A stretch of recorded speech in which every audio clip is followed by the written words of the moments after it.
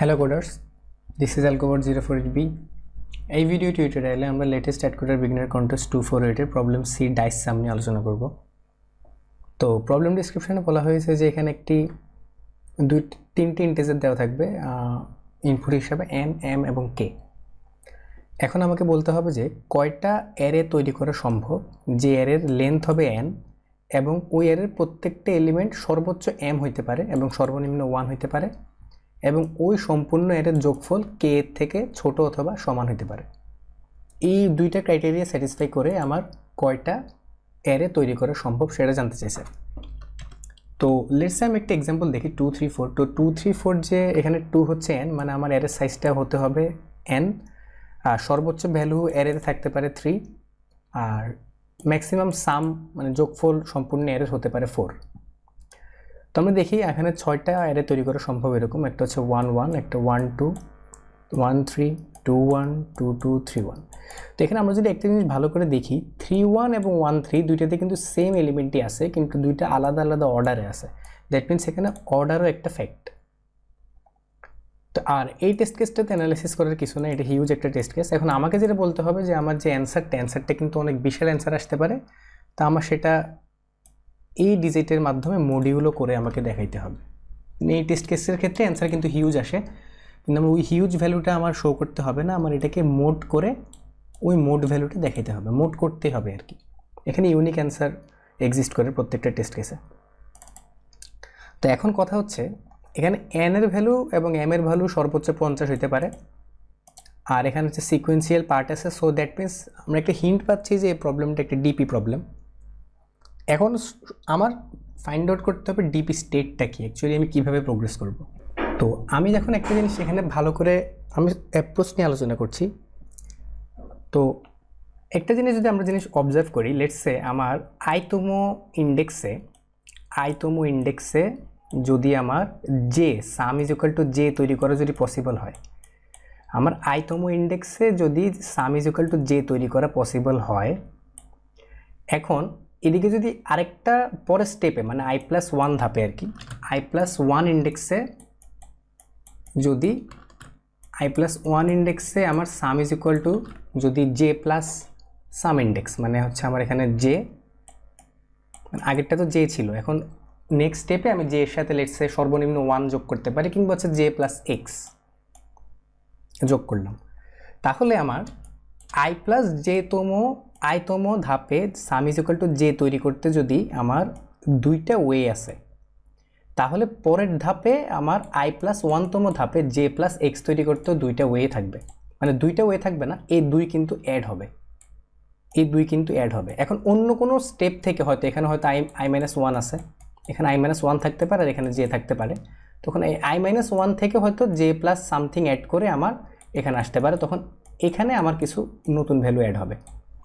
তার মানে আমি যদি ডিপি স্টেট তৈরি করি, তখন জিনিসটা হবে এরকম, ডিপি অফ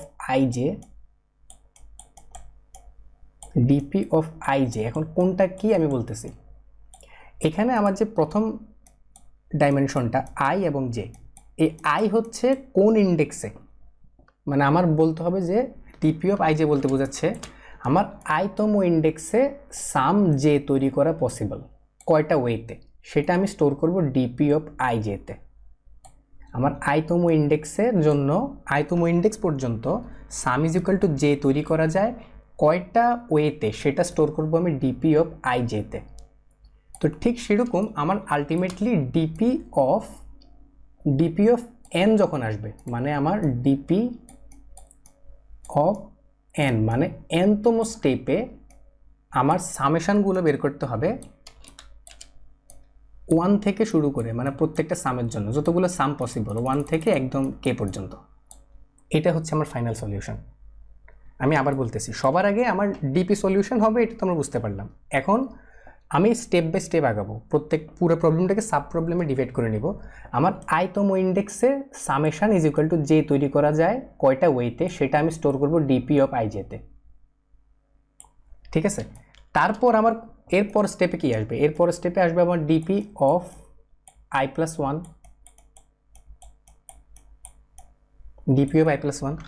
এখন এই জে এর সাথে যদি কোনো একটা ভ্যালু, জে এর সাথে লেটস আমি এক্স অ্যাড করলাম, জে এর সাথে এক্স অ্যাড করার পরে আমার জে প্লাস এক্স যদি স্মলার অর ইকুয়াল কে হয়, তাহলে আমার ডিপি অফ পরের স্টেপে মানে আই স্টেপ পরের স্টেপে DP of I plus one J plus x এই ভ্যালুতে আমার আগের ইন্ডেক্সের ভ্যালুটা অ্যাড হবে, এটা অ্যাড হয়ে যাবে। কারণ আমি যদি এতগুলো ওয়ে তৈরি করতে পারি এখান পর্যন্ত, তাহলে পরের স্টেপও তৈরি করতে পারতেছি। দ্যাট মিনস পরের স্টেপে আমার ওয়েগুলো এখান থেকেও এসে আসতে পারে, দ্যাট মিনস অন্য ওয়ে থেকেও আসতে পারে। এরকম ultimately DP of I plus one I plus two এরকম করে যখন আমি ডিপি অফ এনে যাব, তখন ডিপি অফ এন এর দেন 1 থেকে কে পর্যন্ত আমার কিছু ভ্যালু আসবে।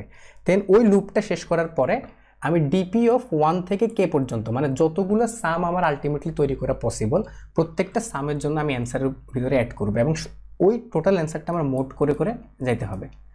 তো আমি যদি কোডে নিয়ে যে জিনিসটা আরেকটু সিম্পল হবে, সবার আগে আমার 3টা ভেরিয়েবল নিতে হবে, এন, এম এবং সাম। তো কে যে ভেরিয়েবলটা আমি সেটাকে কে না নিয়ে সাম নিলাম, কারণ আমার ভিতরে আমি একটু সিম্পলিফাই করার জন্য আমি কে নিছি। আচ্ছা যাই হোক, তো আমি একটা লং ভেরিয়েবল একটা 2D অ্যারে নিলাম ডিপি, আর সম্পূর্ণটাকে আমি 0 0 রাখলাম। আর ধরে নিলাম 0 0 তৈরি করতে আমার একটা ওয়ে আছে, 0 0 তৈরি করতে মানে আমার প্রথম মানে কোনো স্টেপ তৈরি করার আগে 0 তো তৈরি হবে, সুতরাং আমার একটা ওয়ে আছে। এখন 0 থেকে n-1 পর্যন্ত যাব আমি। আমার স্টেটটা কী ছিল? আমার স্টেটটা ছিল ডিপি অফ আই জে। এখানে ডিপি অফ আই বলতে বোঝাচ্ছে যে আইতম ইন্ডেক্সে sum is equal to j তৈরি করা যায় এই ডিপি অফ আই জে টা ওয়ে ব্যবহার করে। এখন আমি আইতম ইন্ডেক্সে আছি, এখন সাম ইজ ইকুয়াল টু আমি 0 থেকে প্রত্যেকবার আমি সাম -1 পর্যন্ত যাব। আমি সাম পর্যন্ত যেতে পারি, দ্যাট ডাজন্ট ম্যাটার। তো এবং আমি ভিতরে আমি সর্বোচ্চ ভ্যালু কত হইতে পারে, এম হইতে পারে, সর্বনিম্ন কত হইতে পারে, 1 হইতে পারে। এবং প্রতিবার আমি আপাতত যে জেতে আসি, জে এর সাথে কেটে অ্যাড করে দেখব। সেটা যদি আমার সামের থেকে ছোট হয়, দ্যাট মিনস আমার আইতম স্টেপে আমি যে ওয়েতে আসি ওই ওয়ের পরে স্টেপে যদি আমি এর সাথে কে অ্যাড করি, সেটাও আমার পসিবল। তখন আমি করব কি, DP of I plus one এর জে প্লাস কে অবস্থানে আমি DP of I J K add করে দিব, আর পরে এটাকে মোড করে দিব। এভাবে আমার আলটিমেটলি ডিপি অফ এন পর্যন্ত, ডিপি অফ এন এর 1 2 3 4 আপ টু কে পর্যন্ত চলে আসবে। তখন আমি অ্যান্সার ইজ ইকুয়াল টু 0 নিলাম, আর ইন রেঞ্জ লাস্টে আমি আরেকটা লুপ চালালাম, ওটা হচ্ছে 1 থেকে সাম পর্যন্ত যাবে।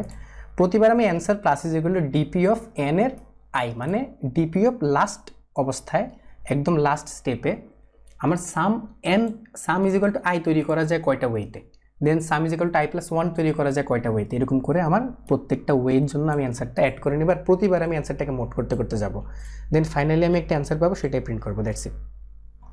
তো ডিপি প্রবলেমগুলো হচ্ছে যে অনেকটা ইমাজিনেশনের উপরে ডিপেন্ড করে, আপনার জাস্ট ইমাজিন করে নিতে হবে প্রত্যেকটা স্টেট। এখানে স্টেটটা হচ্ছে ডিপি অফ আই জে। এখন আই জে কোন স্টেটটাকে ডিফাইন করতেছে, আইতম ইন্ডেক্স পর্যন্ত sum is equal to j তৈরি করা যায় কয়টা ওয়েতে, আলটিমেটলি এনতম ইন্ডেক্সে sum is equal to i তৈরি করা যায় কয়টা ওয়েতে। এভাবে আমি 1 থেকে সাম পর্যন্ত অ্যাড করতে করতে যাব। আর অ্যাড করার আগে আমার জিনিসগুলো তৈরি করে নিতে হবে এই 3টা লুপের মাধ্যমে। তাহলে আমার টোটাল টাইম কমপ্লেক্সিটি কত হচ্ছে? টোটাল টাইম কমপ্লেক্সিটি হচ্ছে এখানে n পর্যন্ত যাচ্ছে, দ্যাট মিনস আমার এখানে আসতেছে হচ্ছে n, আর ভিতরে এখানে সাম পর্যন্ত যাচ্ছে 0, আর সাম তো সর্বোচ্চ কে হইতে পারে, n into k into M, কারণ আমার একদম ইনারমোস্ট লুপটা যাচ্ছে m পর্যন্ত। তো আমার এটা প্রিটি মাচ ফিটেবল, কারণ আমার এখানে n এবং m এর ভ্যালু যেটা, সেটা হচ্ছে আমার 50 এর থেকে ছোট, আর k এর ভ্যালু সর্বোচ্চ হইতে পারে 50 × 50 মানে 2500। আর মোড ভ্যালুটা আমার এটা অবশ্যই কেয়ারফুলি নিতে হবে, নাহলে আমার রং অ্যান্সার আসতে পারে। তো পরবর্তী ভিডিওতে আমি নেক্সট প্রবলেমগুলো নিয়ে আলোচনা করবো। Till then, good by.